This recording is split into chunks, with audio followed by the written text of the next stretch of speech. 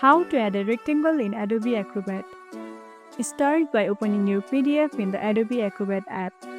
Make sure your document is ready for editing. Click on the tools at the top, then select Comment from the list of tools. This will open a toolbar with several icons in the left. Select the Draw icon. A drop-down appears with several options like circle, cloud, line, arrow or rectangle. We need rectangle, so select rectangle. Then click and drag to draw the rectangle anywhere on your PDF. You can adjust the color and thickness of the rectangle's outline. You can even fill your preferred color inside rectangle if you want. Remember that adding shapes is available only on the app and not the web version.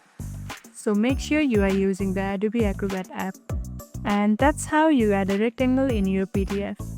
If this tutorial helped, don't forget to like this video, subscribe and tap the bell icon so you never miss an update. See you in the next one.